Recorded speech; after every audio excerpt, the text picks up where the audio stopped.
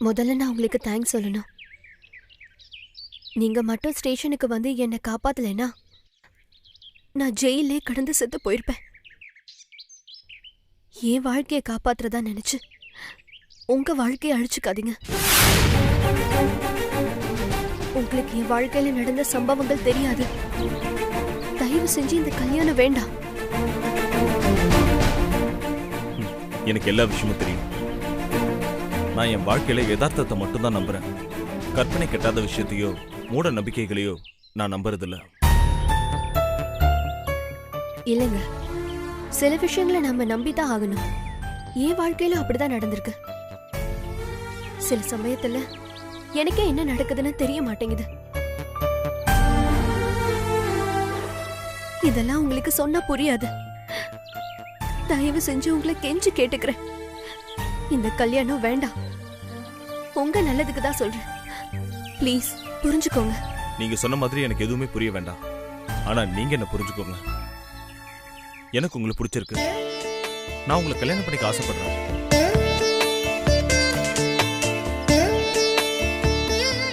அதனால எனக்கு எந்த பிரச்சனை வந்தாலும் அதை நான் பாத்துக்கிறேன். நீங்க சொன்ன மாதிரி எனக்கு சாவே வந்தாலும் மனசுக்கு பிடிச்ச ஒரு பொண்ணுக்காக சாகிறதுல தப்பே இல்லை. இப்ப எனக்கு தெரிய வேண்டியது உங்களுக்கு என்ன பிடிச்சிருக்கா இல்லையான்னு தான்.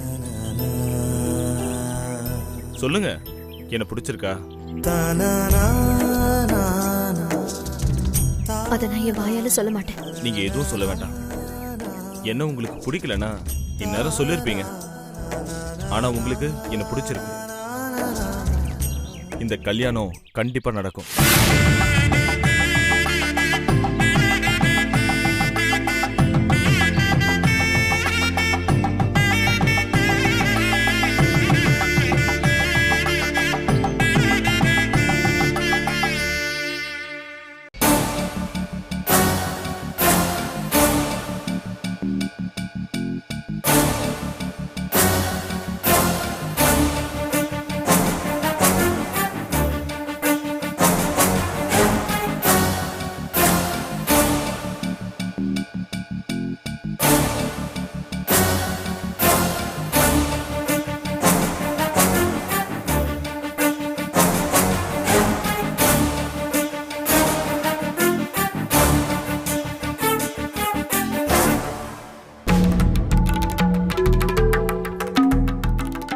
என்ன மாளவிகா, என்னாச்சு? ஏன் இப்படி டென்ஷனா இருக்க? தோத்து போயிட்டேன் பாட்டி. அந்த சுதாகர் கிட்ட 2வது தடவையா தோத்து போயிட்டேன் பாட்டி.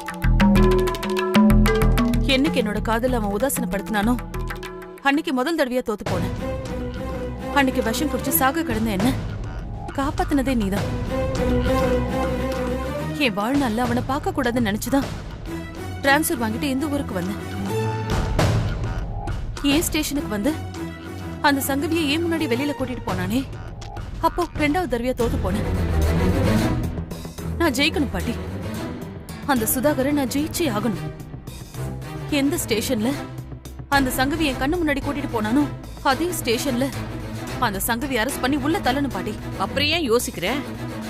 அவளை புடிச்சு உள்ள தள்ளி 4 மிதி மிதி. தன்னாலேயே உண்மையை ஒத்துப்பான். ஆதாரம் இல்லாம நம்மளால ஒண்ணும் பண்ண முடியாது. தொலைஞ்சு போன அந்த ஃபாரன்சிக் ரிப்போர்ட் மறுபடியும் வேணும். அனுப்பணும் கிட்டே இன்னொரு காப்பி வேணும்னு கேளு.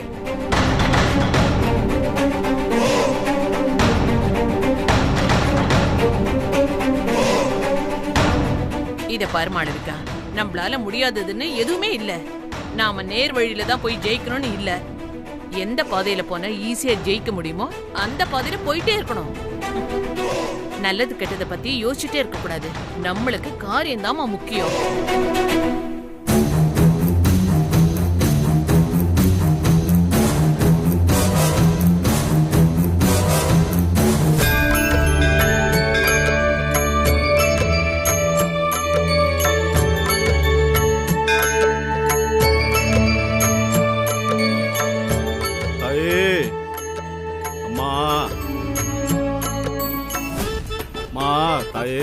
நான் மட்டும் நல்லா இருக்கணுமா? ஊர்ல இருக்க எல்லாரும் என்கிட்ட மட்டும்தாம்மா எல்ஐசி பாலிசி போடணும்.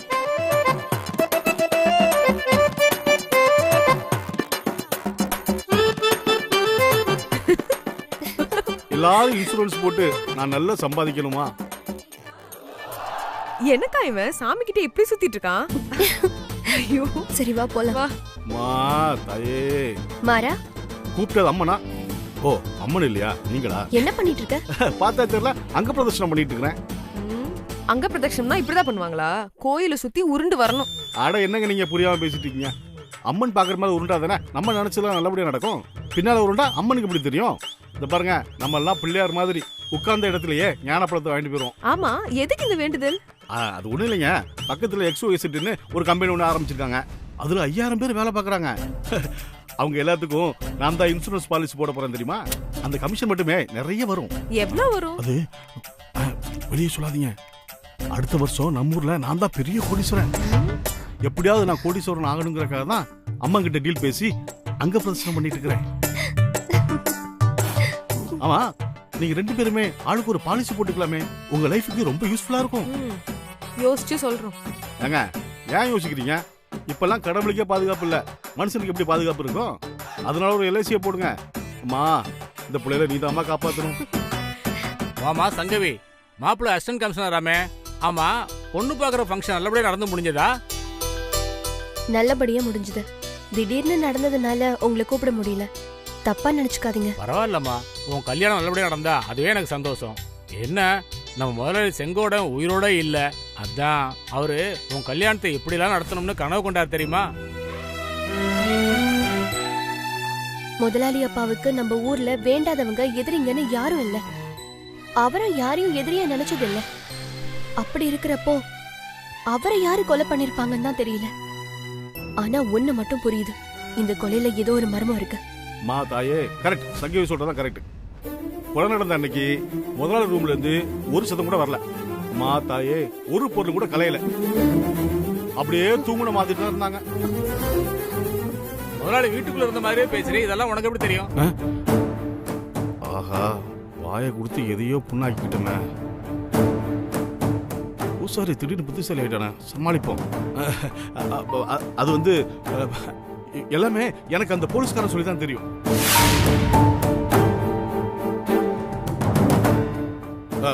ஆனா ஒண்ணுங்க, இந்த மாறன் பத்தி உங்களுக்கு யாருக்குமே தெரியல. இந்த மாறனுக்குள்ள CBI, CBCID, Interpol police, local போலீஸ்னு பல பேர் உள்ள இருக்காங்க. அந்த முதலாளி கொலையோட மர்மத்தை நான் கண்டுபிடிக்கல, என் பேர் மாறன் இல்ல. இல்ல மாறா, நானே இந்த மர்மத்தை கண்டுபிடிக்கிறேன். என்னைக்கு இந்த மர்மத்தை கண்டுபிடிக்கிறேனோ அதுக்கப்புறம் தான் எனக்கு கல்யாணம்.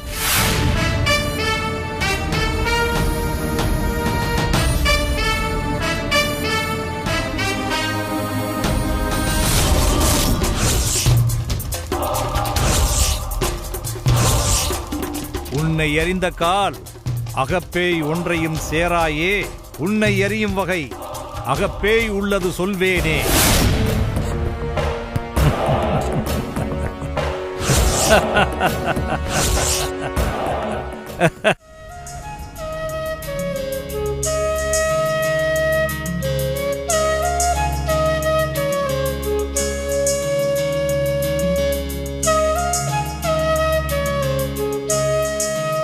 இந்த நாள் நல்லா இருக்கும். என்னங்க என்னங்க, டிசம்பர் 1ஆம் தேதி நல்ல நாளா இருக்குங்க. அன்னைக்கு சந்திர தரிசனம் வேற. அன்னைக்கே சுதாகர் கல்யாணத்தை வச்சுக்கலாங்க. டிசம்பர் 4ஆம் தேதி அன்னைக்கு நல்ல முகூர்த்த நாள். அதுவும் இல்லாம சண்டே, எல்லாருக்கும் லீவு நாள் வேற. என் ஃப்ரெண்ட்ஸ் எல்லாரும் கண்டிப்பா கல்யாணத்துக்கு வரணும். அதனால 4ஆம் தேதியே கல்யாணத்தை வச்சுக்கலாம். அதெல்லாம் முடியாதுங்க. டிசம்பர் 1ஆம் தேதி தான் கல்யாணம். அன்னைக்கு தான் என்னோட ஃப்ரெண்ட்ஸ் எல்லாம் வருவாங்க. அதெல்லாம் முடியாது.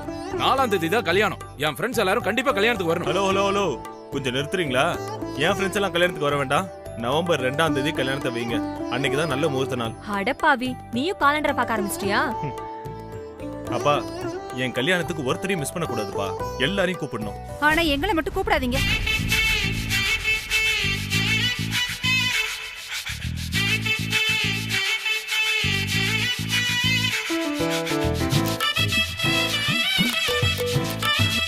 வாங்க மாப்ள. வாங்க மாப்ள. செண்பகம், உட்காருமா. நான் ஒண்ணு உட்கார வரல, உங்க கூட சண்டை போடதான் வந்திருக்கேன். ஏங்க வழி விடுங்க. செண்பகம், என்ன பண்ணிக்கிட்டு இருக்க நீ? மூத்த ஒருத்தி நான் இருக்கேன், என்ன கூப்பிடாம தம்பிக்கு பொண்ணு பார்த்துட்டு வந்திருக்கீங்க. என்ன கொஞ்சம் கூட யாருமே மதிக்க மாட்டேங்கிறீங்க. செண்பகம், அப்படியெல்லாம் ஒண்ணு இல்லம்மா. பொண்ணு பார்க்க போகும்போது பொண்ணு வீட்டுல சூழ்நிலை சரியில்லாம இருந்துச்சு. சுதாகர் தான் யாரையும் கூப்பிட வேண்டாம்னு சொன்னான். அதனாலதான் யாருக்கும் சொல்லல. தப்பா எடுத்துக்காதீங்க மாப்ள. சேச்சே, நான் ஒண்ணு நினைக்கல மாமா. உங்க பொண்ணு தான் அவளை கூப்பிடலன்னு ரொம்ப கோவமா இருக்கா. ஏமா, நான் தான் போன்ல எல்லா விவரமும் சொன்னனே. போன்ல சொன்னா சரியா போச்சா? பொண்ணு எப்படி இருக்கான்னு நான் பார்க்க வேண்டாம்? எதுக்கு? கட்டிக்க போறவனா நான் பார்த்தா போதாதா? பாத்தியம்மா எப்படி பேசுறான்னு? சரி விடுடி, அவன் சும்மா உன்கிட்ட விளையாடுறான். சரி சரி, எல்லாரும் முதல்ல வந்து சாப்பிடுங்க. சரி வாங்க சாப்பிடலாம்.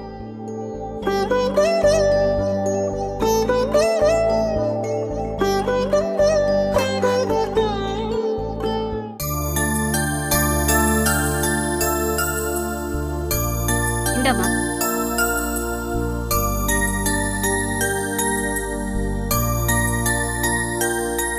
மாமா, கேக்குறேன்னு தப்பா எடுத்துக்காதீங்க. நீங்க பாத்துருக்கிற இந்த பொண்ணு ஏதோ கொலைகேஸ்ல மாட்டிருக்காமே. சேச்சே, அப்படியெல்லாம் ஒண்ணு இல்ல மாப்ள. அந்த பொண்ணு ரொம்ப பாவம். அவளுக்கு எதுவுமே தெரியாது. தேவையில்லாம யாரோ வம்புல மாட்டி விட்டுருக்காங்க.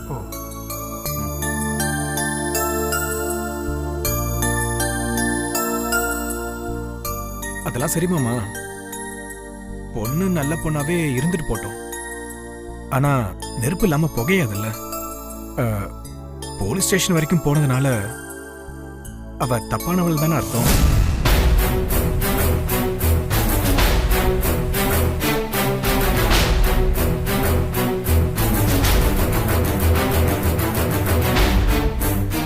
மாமா, போலீஸ் ஸ்டேஷன் போயிட்டு வரவங்களா தப்பான ஆள் கிடையாது. நான் கூட தான் டெய்லி போலீஸ் ஸ்டேஷன் போயிட்டு வரேன். அதுக்காக நான் தப்பான ஆள்னு அர்த்தமா? இங்க பாருங்க, நான் ஒரு போலீஸ்காரன். யாரு தப்பு பண்ணிருப்பாங்கன்னு எனக்கு தெரியும். நீங்க அதை பத்தி எதுவும் ஃபீல் பண்ணாதீங்க. நான் அதுக்கு சொல்லல மாப்பிள்ள. போலீஸ்காரன் பொண்டாட்டி தப்பானவள்னு 4 பேர் 4 விதமா பேசக்கூடாதுல்ல, அதுக்கு தான் சொன்னேன். யாரும் பேச மாட்டாங்க, நீங்க தான் பேசுவீங்க. டேய், என்னடா பேசுற? நாங்க இப்படிதான் பேசுறோமா? மாமா சொல்றதுல என்னடா தப்பு இருக்கு? உனக்கு மாமா எங்கெல்லாம் பொண்ணு பார்த்தா தெரியுமா? நீ அசிஸ்டன்ட் கமிஷனர்டா.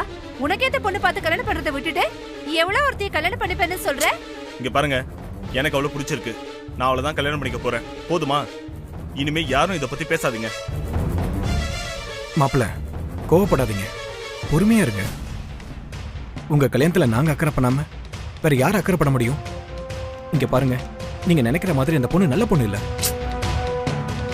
ஆமா மாப்பிள்ள, நானும் 4 இடத்துல விசாரிச்சு பார்த்துட்டேன். அந்த பொண்ணோட கேரக்டர் சரியில்லையா? என்ன? டேய் சுதாகர்! ஐயோ, ஏய் சுதாகர், வேண்டாப்பா. என்னடா பண்ற? என்னடா ஏன் கையடி? Behave yourself.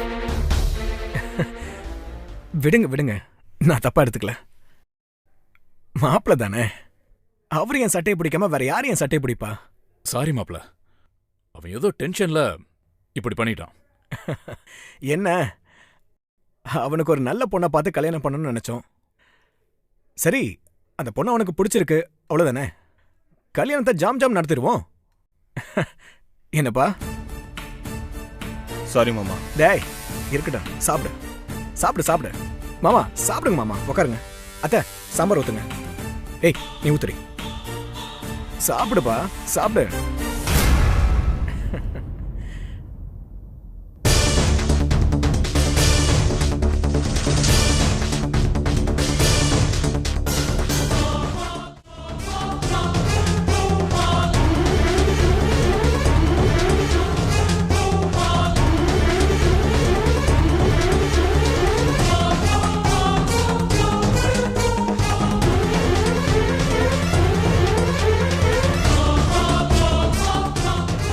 என்னங்க?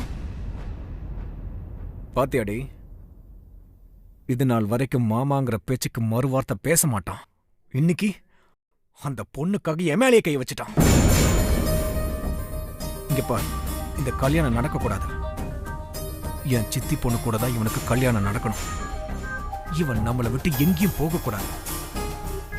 ஏன்னா என்னோட தொழிலுக்கு இவனோட பதவி ரொம்ப முக்கியம். இவனை வச்சு நான் நிறைய சாதிக்க வேண்டியிருக்கு. நீங்க ஒண்ணும் கவலைப்படாதீங்க, இந்த கல்யாணம் நடக்காது, நடக்கவும் விட மாட்டேன். செண்பகம், அம்மா கொஞ்சம் உள்ள வாமா.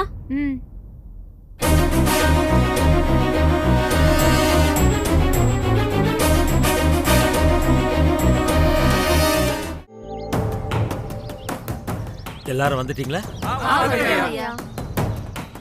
இவர்தான் நம்ம முதலாளியோட வக்கீல் ஜீவராஜன். வணக்கம். நம்ம முதலாளி 7 வருஷத்துக்கு முன்னாடியே நம்ம எல்லாருக்கும் தன்னோட சொத்தை பிரிச்சு கொடுக்கணும்னு எழுதியிருக்கிறாரு. அந்த விஷயம் வேற யாருக்குமே தெரியாது. எனக்கே போன வருஷம் தான் தெரியும்.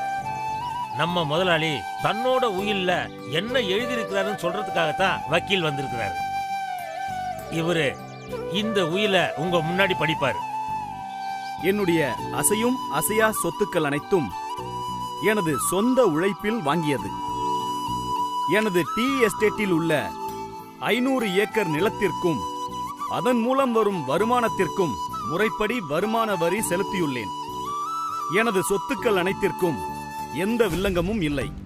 என்னுடைய மறைவுக்கு பிறகு எனது அசையும் அசையா சொத்துக்கள் அனைத்தும் கணக்கிடப்பட்டு அந்த சொத்தில் ஒரு பகுதி அருந்ததி அம்மன் கோவிலுக்கும் மீதி பகுதியை எனது எஸ்டேட்டில் வேலை பார்க்கும் ஊழியர்கள் 105 பேருக்கும் சரி பாதியாக பிரித்து கொடுக்கவும்.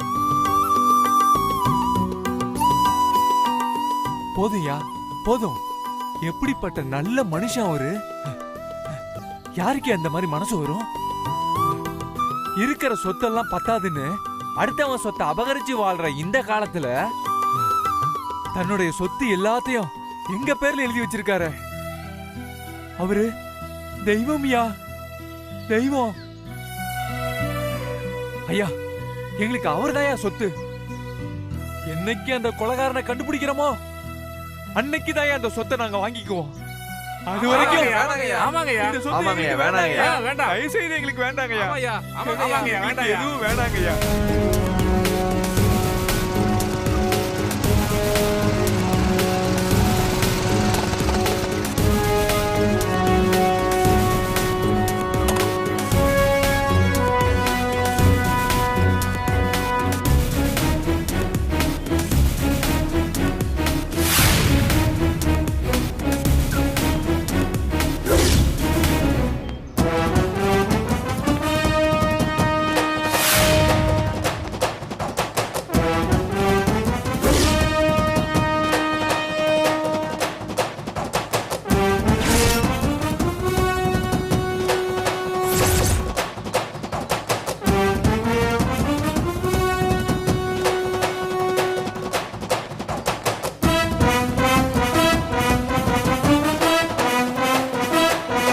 என்ன நடக்குதுங்க?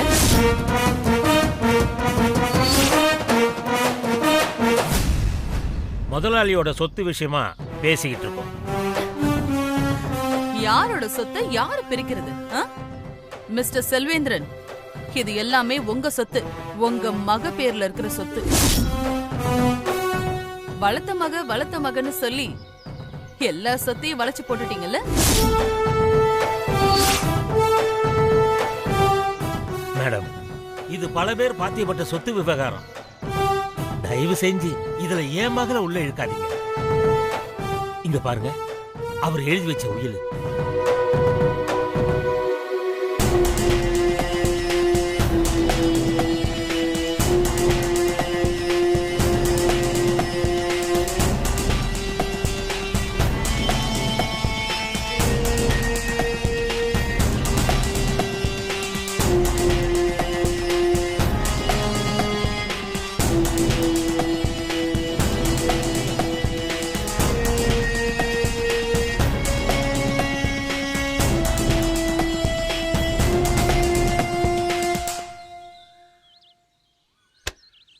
இது பொய்யான டாக்குமெண்ட்.